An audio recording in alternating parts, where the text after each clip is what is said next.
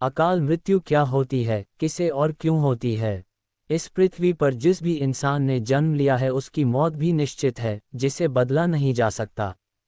गरुड़ पुराण के सिंहावलोकन अध्याय के अनुसार यदि कोई व्यक्ति भूख से पीड़ित होकर, आग से जलने, जहर पीकर, फांसी लगाकर, हिंसक प्राणी द्वारा जल में डूबने, किसी दुर्घटना के कारण, सांप के काटने या फिर आत्महत्या करने से होती है तो वह अकाल मृत्यु कहलाती है।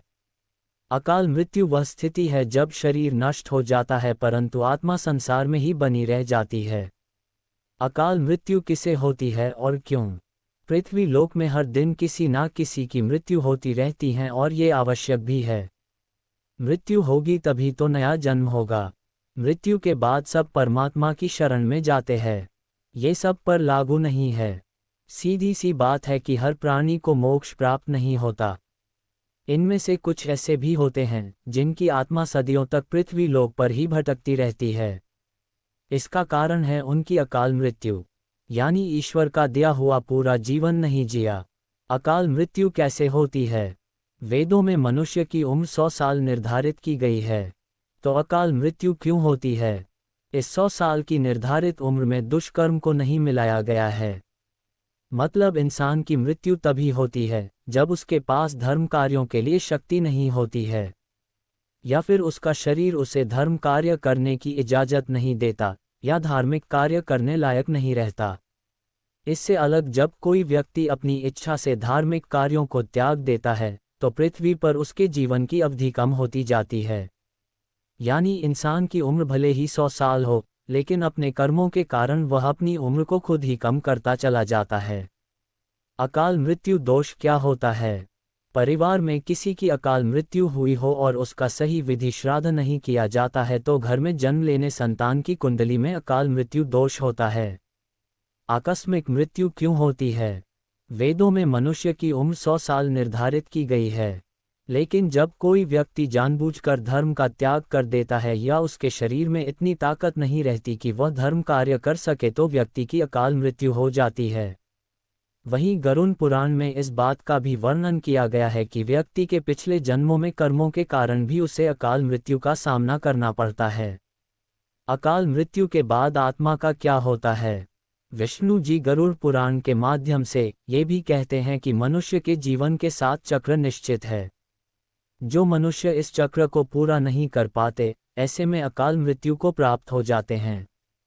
अचानक ही मृत्यु होने की वजह से मनुष्य की मोह माया, इच्छा और तृष्णा बनी रहती है, जो कभी पूरी नहीं हो पाती। ऐसे में शरीर तो नष्ट हो जाता है, लेकिन अकाल मृत्यु प्राप्त होने वाली आत्माएं अपने परिजनों और जीवित लोगों को कष्ट पहुंचती रहती है और अपनी तृष्णा पूरी करने की कोशिश करती है। गरुड़ पुराण के अनुसार प्राकृतिक मौत से मरने वाले मनुष्य को 41 दिन में दूसरा शरीर प्राप्त हो जाता है। इसके विपरीत अकाल मृत्यु व्यक्ति भूत प्रेत पिशाच कुष्मांडा ब्रह्मराक्षस बेताल और छत्रपाल योनि में भटकता रहता है। उनकी आत्मा को जल्दी से शांति नहीं मिलती। आपको बता दें कि अकाल मृत्यु में आत्महत्या को सबसे निकृष्ट माना जाता है। ग्रंथों के अनुसार आत्महत्या को घिनौना कृत्य बताया गया है। भगवान विष्णु ने गरुड़ पुराण में इसे ईश्वर का अपमान कहा गया है। श्री हरि कहते हैं कि आत्महत्या करने वाले मनुष्य की आत्मा पृथ्वी लोक पर तब तक भटकती रहती है जब तक कि वह प्रकृति द्वारा निर्धारित अपने जीवन चक्र को पूरा नहीं कर लेती। ये एक प्रकार की सजा है। इस प्रकार की आत्मा को ना तो नरक लोक में जगह मिलती है और ना ही स्वर्ग लोक में। इस प्रकार की आत्मा को मरने के बाद भी सबसे कष्टदायक स्थिति से गुजरना पड़ता है। यह आत्माएं अंधकार में तब तक भटकती रहती हैं जब तक कि उनका प्रकृति द्वारा निर्धारित जीवन चक्र पूरा नहीं हो जाता। आत्महत्या करने वाली आत्माओं के कष्ट को तो दूर नहीं किया जा सकता, लेकिन गरुड़ पुराण में अकाल मृत्यु को प्राप्त व्यक्ति की आत्मा की शांति हेतु कई उपाय बताए गए हैं। अकाल मृत्यु के संकेत और लक्षण। 1. जिस व्यक्ति की मृत्यु निकट हो तो उसको अपने आसपास कुछ सायों के मौजूद होने का एहसास होता है। बिना किसी के होते हुए भी अपना कोई प्रियजन समझकर आवाज देता हो। ऐसे व्यक्तियों को अपने पूर्वज और कई मृत व्यक्ति नजर आते रहते हैं। 2. यदि किसी व्यक्ति को हरेक नीले रंग की मक्खियां घेरने लगे और अधिकांश समय ये मक्खियां व्यक्ति के आसपास ही रहने लगें, तो समझ लेना चाहिए कि व्यक्ति की आयु लंबी नहीं है। 3. समुद्र शास्त्र के अनुसार जब मृत्यु निकट आती है तो हथेली में मौजूद रेखाएं अस्पष्ट और इतनी हल्की दिखाई देने लगती हैं कि उसे देख पाना संभव नहीं होता, यानी किस्मत की लकीरें मिट चुकी होती हैं। 4. यदि हम किसी इमारत के सबसे नीचे की मंजिल को खोद दें तो इमारत भरभरा कर ढह जाएगी। वैसे ही जब कोई नशा, रोग, चिंता अत्यधिक कार्य करता है तो उसके भीतर के सभी स्नायु, नाड़ियां आदि कमजोर हो जाते हैं। ऐसे व्यक्ति की आंखों के सामने बार बार अंधेरा छा जाता है। उठते बैठते समय या सफ़र करते समय अचानक आंखों के सामने अंधेरा छा जाता है। यदि ये लक्षण कुछ दिनों तक बना रहे तो तुरंत ही योग, आयुर्वेद और ध्यान की शरण में जाना चाहिए या किसी अच्छे डॉक्टर से सलाह लें। इसका इलाज समय रहते किया जा सकता है। 5. आयुर्वेद के अनुसार मृत्यु से पहले मानव शरीर से अजीब सी गंध आने लगती है। ये गंध किसी मुर्दे की गंध की तरह ही होती है। इसे मृत्यु गंध भी कहा जाता है। ये हृदयाघात, रोग इत्यादि मस्तिष्क आघात के कारण उत्पन्न होती है तो समझो मृत्यु निकट है। यदि कोई रोग है तो उसका इलाज अवश्य करवाइए। 6. जिन लोगों की मृत्यु निकट होती है वे अपनी छाया को भी खुद से अलग देखने लगते हैं। उनको ऐसा लगता है कि हमारी छाया हमसे अलग हो रही है। 7. जब कोई व्यक्ति सूर्य, चंद्रमा या अग्नि से उत्पन्न होने वाली रोशनी को भी नहीं देख पाता है तो ऐसा इंसान भी कुछ माह और जीवित रहेगा, यानी उम्र कम है। 8. जब किसी व्यक्ति को तेल, पानी या दर्पण में अपनी परछाई ना दिखाई दे या परछाई विकृत दिखाई देने लगे तो समझो वो इंसान बस कुछ ही दिन का मेहमान है। अकाल मृत्यु से बचने के लिए मंत्र। क्या मृत्यु का समय टल सकता है? 1. यदि अकाल मृत्यु का भय सताता है तो ये श्रेष्ठ उपाय है। किसी भी सोमवार से शुरू कीजिए और लगातार 7 सोमवार करना है। सुबह सूर्योदय के पश्चात नित्य कर्म से निवृत्त होकर किसी भी शिव मंदिर में जाइए। शक्कर मिश्रित दूध से शिवलिंग का अभिषेक कीजिए और निम्न मंत्र की एक माला 108 बार का जाप कीजिए। अकाल मृत्यु का भय समाप्त होगा और अकाल मृत्यु नहीं होगी।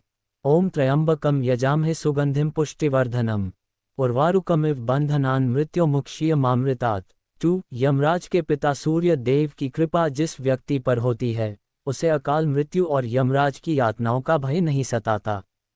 सूर्योदय से पूर्व उठकर स्नान इत्यादि करके जो भी व्यक्ति भगवान सूर्य नारायण को जल अर्पित करता है उसके जीवन में साहस, यश, आत्मविश्वास, तेज, सकारात्मकता और सुखों की वृद्धि होती है और समाज, घर परिवार में मान सम्मान बढ़ता है।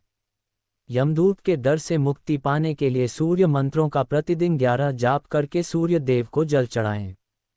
सूर्य देव के मंत्र ओम ह्रीं ह्रीं सूर्याय सहस्रकिरणराय मनोवांछित फलम देहि देहि स्वाहा। इस मंत्र का जाप करने से कुंडली में सूर्य ग्रह की स्थिति मजबूत होती है। महामृत्युंजय यंत्र शारीरिक एवं मानसिक पीड़ा को नष्ट करने का सबसे बड़ा रामबाण उपाय महामृत्युंजय यंत्र। इस यंत्र में स्वयं भगवान शिव की शक्तियां समाहित हैं और इस यंत्र की पूजा से भगवान शिव की कृपा भी प्राप्त होती है। इस यंत्र के प्रभाव से साहस और ऊर्जा में वृद्धि होती है। समाज में मान सम्मान मिलता है। अपने घर के पूजन स्थल पर पूर्व दिशा में इस यंत्र को स्थापित करें। इसके आगे धूप और दीप जलाएं। अपने इष्ट देव की आराधना करें और उनसे अपने ऊपर कृपा बरसाने की प्रार्थना करें। गंगाजल छिड़क कर घी का दिया जलाएं। महामृत्युंजय यंत्र की स्थापना का मंत्र। उव त्र्यंबकम यजामहे सुगंधिम पुष्टिवर्धनम उवारुकमिव बंधनान् मृत्युमुक्षीयमामृतात्। महामृत्युंजय यंत्र के पूजन के समय इस मंत्र का 108 बार जाप करें। ये यंत्र मुख्यतः धातु पर बनाया जाता है। इस यंत्र को लाल या काले धागे में डालकर गले में भी धारण किया जा सकता है या घर पर ही मंदिर में स्थापित किया जा सकता है। ये यंत्र भक्तों को स्वास्थ्य प्रदान करता है और भक्तों के समस्त रोग मिटा देता है। महामृत्युंजय यंत्र के लाभ। महामृत्युंजय यंत्र में भगवान शिव की शक्तियां हैं। ये यंत्र आपको बुरी और नकारात्मक शक्तियों से रक्षा प्रदान करता है। ये यंत्र पाप ग्रहों के प्रकोप को भी शांत करने की क्षमता रखता है। इस यंत्र के शुभ प्रभाव से भाग्य में वृद्धि, सेहत, किस्मत और समृद्धि में वृद्धि होती है। एक घर से सभी प्रकार का किया कराया, सभी प्रकार के तांत्रिक बंधन खोलता है। 2. घर में कोई अकाल मृत्यु नहीं होती। 3. इस यंत्र से भक्त के सभी रोग खत्म होते हैं और दीर्घायु होते हैं।